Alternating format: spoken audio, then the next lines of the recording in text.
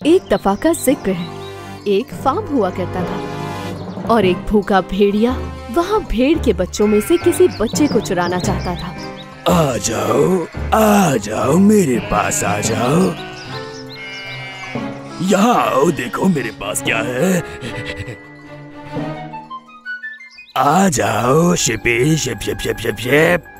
लेकिन जैसे ही वो करीब आया तो चरवाहे ने भेड़िए को देख लिया और अपने कुत्ते सुल्तान को इशारा किया। सुल्तान, किसका इंतजार कर रहे हो? जाओ और भेड़ को बचाओ। लेकिन सुल्तान इतना बूढ़ा हो चुका था कि चरवाहा उससे पहले पहुंच गया और चरवाहे ने भेड़ के बच्चे को सुल्तान के पहुंचने से पहले ही भेड़िए से बचा लिया। अगली सुबह जब चरवाहा अपनी बीवी से बात कर रहा था कि सुल्तान काफी बूढ़ा हो चुका है, तो भेड़िया, जिसकी नजरें अब भी भेड़ के बच्चे पर थीं, उनकी बातें सुनने लगा। अगर ऐसे ही चलता रहा तो बहुत मसला हो जाएगा।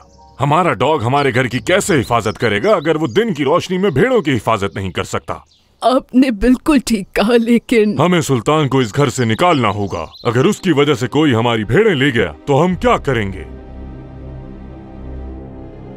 बूढ़े सुल्तान ने जब ये सुना तो वो बहुत उदास हो गया। ये सब देखते हुए भेड़िए के जहन में एक आइडिया आया। यहाँ आओ, मेरी बात सुनो।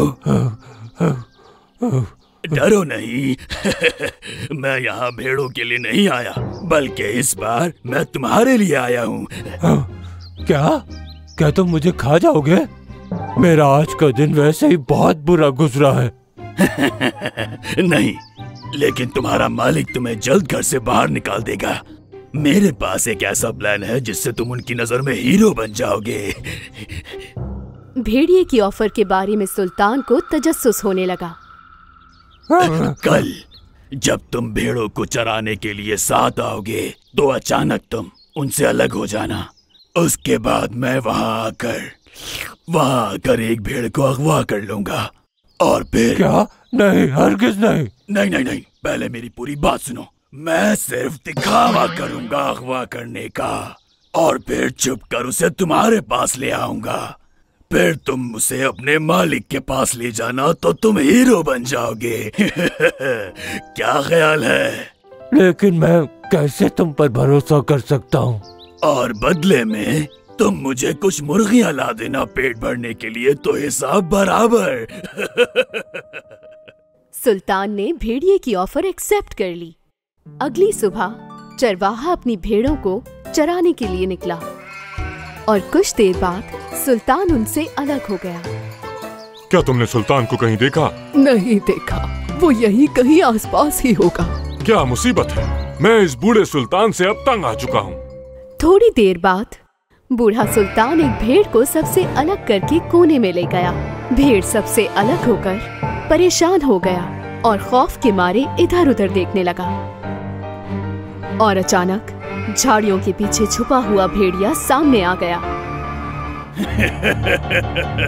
यहाँ आओ प्यारे भेड़, यहाँ आओ। तुम अब मेरे हो, मैं तुम्हें खा जाऊंगा।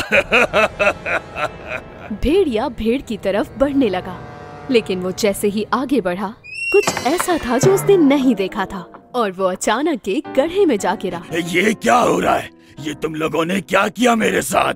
बाहर निकालो, बाहर निकालो, मुझे बाहर निकालो। बूढ़ा सुल्तान उस गड्ढे के करीब आया और डरे हुए भेड़िए को देखने लगा।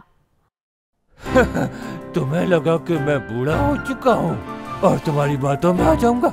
तुमने कैसे सोच लिया कि मैं एक भेड़िए की बात पे यकीन कर लूंगा? मैं हमेशा से अपने मालिक का वफादार रहा हूँ और मैं तुम्हारे हाथ ना कोई भेड़ लगने दूंगा और ना ही कोई मुर्गी। सुल्तान तेज तेज भौंकने लगा और अपने मालिक को बुलाया। अरे सुल्तान, क्या बात है तुम्हारी, जबरदस्त। इस भेड़िए को पकड़कर तुमने हमारी सारी भेड़ों को बचा लिया। गुड जॉब सुल्तान, गुड जॉब। सुल्तान, तुमने ये कैसे किया? कमाल कर दिया सुल्तान। हाँ, सुल्तान बहुत बूढ़ा हो चुका था, लेकिन उसने भेड़िए को बेवकूफ बना दिया। एक रात पहले सुल्तान ने एक गड्ढा खोदा और उसे पत्तों से ढक दिया ताकि भेड़िए को अपने जाल में फंसा सके। और उसके बाद सुल्तान के मालिक ने उससे खुश होकर एक और पपी अडॉप्ट किया जिसका नाम था हैंक, ताकि वो सुल्तान की मदद कर सके। और सुल्तान ने उस पपी को वो सारी ट्रिक सिखाई जो वो जानता था, ताकि वो सबकी हिफाजत कर सके और अपने मालिक का वफादार रह सके, जैसे सुल्तान हमेशा से रहा। चाहे कुछ भी हो जाए, हमेशा अपने मालिक के वफादार रहना।